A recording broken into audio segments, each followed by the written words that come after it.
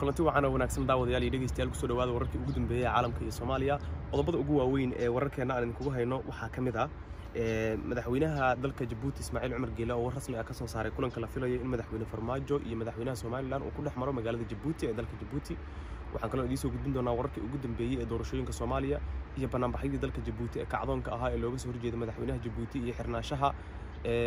duuliyihii ka tirsanaa ciidamada cirka wadanka Djibouti Fuad Yusuf Ali iyo wararkaas wixii inoogu soo kordhay intaynu ku guda jirno waxaan kaloo idiin soo gudbinaynaa falanqeyn kooban oo aan ku sameynayno doorashada Soomaaliya iyo sida ay tahay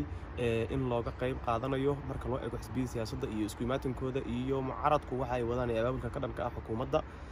waxa kale oo aan idiin soo gudbin doonaa wararkaas intaynu ku guda jirno barnaamijkan waxaa inoogu soo kordha u diyaar garooba iyagoo faahfaahsan markooda waxaan idinku codsanaynaa janaalkeena dadka cusubtiin subscribe ina saarataan si aad u heshaan wararkii ugu dambeeyay ee dunida oo idil markooda waxaan ku bilaabayaa war ka duwan arrimaha doorashada arrinka doorashada ka duwan wuxuu yahay hadalhayn badan ayaa ka dhalatay qodobkii la xiriiray hees ay soo qaadeen waayaha cusub kadib markii fanaaniin fara badan oo uu ku jiro fanaanka Cabdi Dhaanto uu dhaanto ku soo karbaashay waayaha cusub sidoo kale waxa kale oo isaguna kamid ah fanaan kale oo lagu magacaabo fanaaniinta ka soo horjeestay waayaha cusub ee heesaha ku soo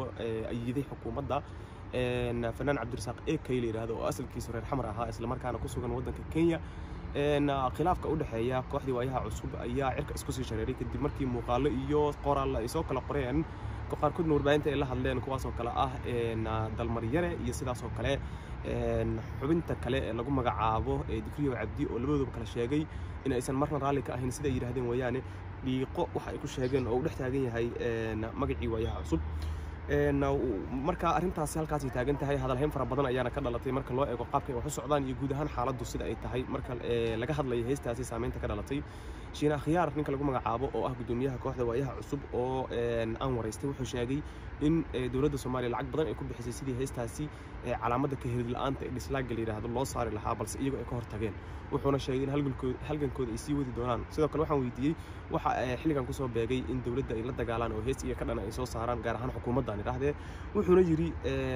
inagu waxaan filaynay markasta in dadka Soomaaliyeed ay ka horwareegaan maadaama qorshe xumo ay la yimaadeen waa sida uu yiri laakiin ma aysan dhicin oo markii xaaladdu joogtay sanadihii la soo dhaafay oo ay Soomaaliya maamulayeen wax isbedel ma aysan sameeynin taasi marka ay joogto ayaa waxa uu dhanka kala sheegay in markii xisbiga ay ku dhawaaqeen iyaguna ay go'aansadeen inaysan marna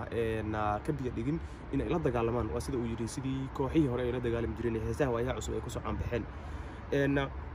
waxaan markaan aadaynaa wada hadallada Soomaaliland iyo Soomaaliya madaxweynaha dalka Djibouti Ismaaciil Cumar Geele ayaa war ka soo saaray rasmi ah kulanka Farmaajo iyo Muuse Biixi u dhaxeeya madaxweynaha dalka Djibouti Ismaaciil Cumar Geele oo warbaahinta kula hadlay magaalada Djibouti ee dalka Djibouti ayaa si rasmi ah uga hadlay kulanka la filayo in uu dalkiisa ay ku yeeshaan madaxda waa Soomaaliland iyo madaxweynaha Soomaaliland iyo wafdi hogaaminaya iyo madaxweynaha Soomaaliya Maxamed Cabdilaahi Farmaajo wafdi kale oo uu hogaaminayo madaxweyne Geele oo qoraal kooban soo dhigay bartiisa Twitterka ayaa sheegay in kulanka uu dhici doono berri oo axad ah isla markaana la filayo halkaas inuu kulanku ka dhaco Twitterka waxa uu isla markaa sidoo kale sheegay in ka qayb gali doonaan ra'iisul wasaaraha waa inuu ka qayb gali doono ra'iisul wasaaraha Itoobiya Abiy Ahmed inkastoo siyaasiyiin fara badan oo Soomaaliyeed ay arrintaas aad uga xumaadeen oo yiraahdeen wali Itoobiya in ay garwadeen ka tahay wada hadallo u dhaxeeya dad Soomaaliyeed waxay ka dhigan tahay in wali natiijo la gaarin waxa uu warkiisa qoraalka uu laga soo xigtay ku yiri berri waxa dalka Djibouti imaan doona ama ku kulmi doona madaxweyne Maxamed Cabdilaahi Farmaajo iyo madaxweyne Muuse Biixi Cabdi si aan horay ugu sii wadno dadaalada dhexdhexaadinta labada hogaamiye waxaan sidoo kale casuunay ra'iisul wasaaraha Itoobiya Abiy Ahmed si uu uga qayb galo wada hadallada ayuu yiri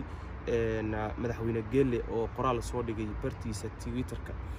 waxaad la socotaan wararkii ugu dambeeyay caalamka iyo Soomaaliya madaxweynaha Geele waxa uu yiri ma bixin waa sidoo kale madaxweyne Geele ma uusan bixin wax faahfaahin ah oo intaas dheer oo ku saabsan kulankaasi si kastaba xog warbaahintu heshay ayaa sheegaysa in uu gadaal ka riixayo wada hadalladaasi Mareykanka waxaana sidoo kale ka qayb gali doona midowga Yurub xubno kale oo matalaya oo Djibouti iyaguna gaari doona ama xilligan ku sugan Soomaaliya iyo Somaliland dhawaanahan wax wada hadal ma aysan yeelan iyadoo hadallo kulkul ay warbaahinta isku marinayeen oo dhanka Somaliland wararkooda ka soo baxay Somaliland waxay sheegtay in xukuumadda Soomaaliya ay cunaqabataysay wax kasta oo ay Somaliland xaq u lahayd sida mashaariic ay midowga Yurub iyo dawlado kale xoog leh ay ka fulinayeen Somaliland arrintaasina mucaaradku waxa ay ku sheegeen inay tahay arrin aad looga xumaado waa marka la eego qaabka ay wax u socdaan iyo sida ay maaragtay wada hadalladaasi loo wajahay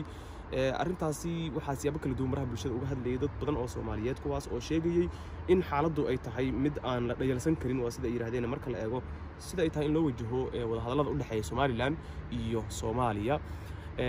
wararkan hadda la socdo channelkeena subscribe saaro si aad u hesho wararkii ugu dambeeyay ee caalamka iyo Soomaaliya waan kaaga mahad celinaynaa inaad la socoto channelkeena oo aad helayso wararkeena arrinta kale haddaan eegno waxa sidoo kale Somaliland ka hor shirka Djibouti ay u dirtay Somaliland xukuumadda Soomaaliya u soo dirtay digniin culus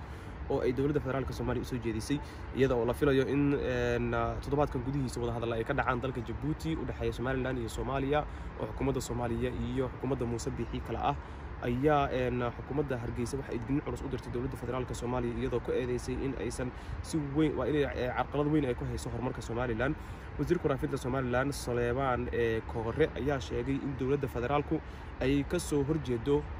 xasiloonida Somaliland waa sida uu yiri wasiir Koore ayaa dawladda federaalka Soomaaliya ee uu hogaamiyo madaxweyne Farmaajo digniin u diray waxaana uu yiri marnaba ma aqbali doono in faragelin arrimaha Somaliland ay ku sameeyaan xukuumadda Soomaaliya waa warbaahintu heshay sida uu ku yiri iyo shir jaraa'id oo uu qabtay wuxuu intaa ku sii daray waxaan uga digayaa maamulka Muqdisho ee uu Farmaajo madaxweynaha ka yahay waa sida isagu warka u dhigay in aanay arrimaha Somaliland faraha la soo gelin ee ay ku ekaadaan tooda sababta oo ah annaga arrimaheena Soomaaliya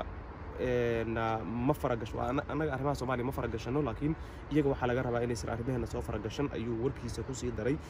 xukuumadda Somaliland ayaa inta badan ka cabata faragelin dawladda federaalka Soomaaliya gaar ahaan xukuumadda madaxweyne Farmaajo ay ku hayso Somaliland waxaana dhowr jeer cabasho ay soo muujiyeen ama eedo ay u jeedin xukuumadda Soomaaliya ay ku sheegeen in arrintooda ay tahay in aan marna laga qayb qaadan waa sida ay yiraahdeen in xaaladdu noqoto mid aan loo sinayn marka la yiraahdo arrinka sida deeqaha soo gaar Somaliland oo kale oo dawladda federaalku ay farageliso waa sida ay Somaliland ku eedeysay waxaad la socotaan wararkeena oo idinkaga imaanaya channelkeena YouTube-ka haddii aad ku cusub tahay channelkeena subscribe saaro si aad u hesho wararkii ugu dambeeyay ee caalamka iyo Soomaaliya arrimaha doorashooyinka Soomaaliya ayaa noqday hadalhaynta ugu badan xooga badan dhalisay kadib markii hadalhayntu ay noqotay in doorashada aysan dhacaynin waqtigeedana aysan ku dhacaynin iyo xukuumadda Soomaaliya iyo madaxweyne Farmaajo iyo ra'iisul wasaaraha xukuumadda oo la soo sheegayo in uu jiro isku dhac iyaga u dhaxeeya arrimahaas oo idil ayaa sababay in noqoto hadalhayn badan inay ka dhalato arrimaha siyaasadda Soomaaliya wararkeena intaad la socotaan waxaan kaga mahad celinaa channelkeena subscribe tirahdaan doorashada Soomaaliya ayaa wararka ugu dambeeya laga helay waxa ay yihiin in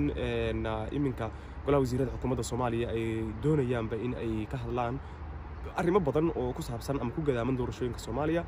ra'iisul wasaare Xasan Cali Khayre oo la sheegayo in isagu uusan marna raali ka ahayn in doorashada dib loo dhigo sida war uu soo saareen oo ku sheegay ayaa waxa uu yiri waxaan halkan ka cadeynayaa in dadka Soomaaliyeed ay ogaadaan in xaaladdu tahay mid aan la yeelsan karin oo doorashada waqtigeeda lagu qabanayo sidaas daraadeedna ma aqbali doono in doorashada dib loo dhigo iyo wixii la mid ah ayuu markaas yiri laakiin dhowr jeer oo dambe hadalkaas markuu soo baxay kadib warbaahintu waxay ogaatay inuu baaqday kulankii golaha wasiirada ay yeelan jireen ee qaybaha kala duwan ama magacyada kala duwan wada jira sida kii tubta iyo sidaas oo kale mid kale oo la yiraahdo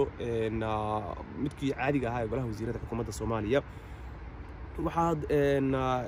dhageysanaysaan lana socotaan wararkeena channelkeena dad ku cusub subscribe saaro madaxweynihii hore ee Soomaaliya Xasan Sheekh Maxamuud iyo madaxweynihii kale ee dawladdii ku meel gaarka ahayd Shariif Sheekh Axmed oo iyaguna dhowr jeer kala duwan warbaahinta la hadlay ayaa cadeeyay in cawaaqib xumo kasta oo ka dhalata dib u dhaca doorashada ku yimaada ee xukuumadda Soomaaliya raali ama mas'uul ka tahay iyadu gaar ahaan madaxweyne Farmaajo ay ku eedeeyeen waxa wada kulmay madaxweynihii hore Sheekh Shariif iyo madaxweynihii kale Xasan Sheekh Maxamuud labaduna waxay la kulmeen labada gudoomiye baarlamaan ee golaha shacabka iyo aqalka sare waxayna yiraahdeen markaas sida ay sheegeen ay ka wada hadleen in maamul goboleedyada dawladda federaalka ay wada hadlaan in doorashada aan dib loo dhigin in aan waqti dib loo dhigo doorashada la aqbali doonin iyo wixii la mid ah sidaas daraadeed madaxweynaha Soomaaliya Maxamed Cabdullaahi Farmaajo isagoo wax war ilaa hadda kama uusan soo saarin oo uu ka dhagala yahay ama uu ka dhaga tirtay in uu ka hadlo baaqyada kala duwan ee beesha caalamka iyo siyaasiyiinta iyo mucaaradka ka soo yeeraya dhammaantoodna waxay sheegeen arrintaasi ay noqon doonto mid aan laga fariisan waa sida ay yiraahdeen ugu dambeyntiina warkeena waxaan ku soo koobaynaa maxkamadda gobolka Banaadir ayaa waxay qabatay kulan lagu dhageysanayay eed musuqmaasuqa oo loo soo jeediyay xubno sarsare oo ka tirsan wasaaradda caafimaadka xukuumadda Soomaaliya oo si xun u xoolaysi ama musuqmaasuq lagu soo eedeeyay arrintu waxa ay timid kadib markii maxkamadda gobolka Banaadir ay maanta bilowday dhageysiga dacwad loo haysto xubno ka tirsan wasaaradda caafimaadka musuqmaasuq iyo si xun xooleysi iyo isdabamarin ayaana lagu eedeynayaa xubnaha dacwadu la dhageysanayo ayaa waxay gaarayaan ilaa 10 ruux kuwaas oo ay ku jiraan agaasimaha waaxeedyo iyo agaasimaha guud ee wasaaradda dhammaan xubnaha kale ee xirlaalinta ee dalka ayaa waxa ay ku soo eedeeyeen lunsashada xoolo dadweyne gaar ahaan markii uu bilowday cudurka adduunyada oo dhan wada halakeeyay guud ahaana wararka ugu dambeeyay ayaa intaas ku soo gabagabeynayna daawadeena dhageystayaal wararkeena haddii aad iyo channelkeena aad ku cusub tahay subscribe saara sababtoo ah war ayaad halkan ka helaysaa mahadsanid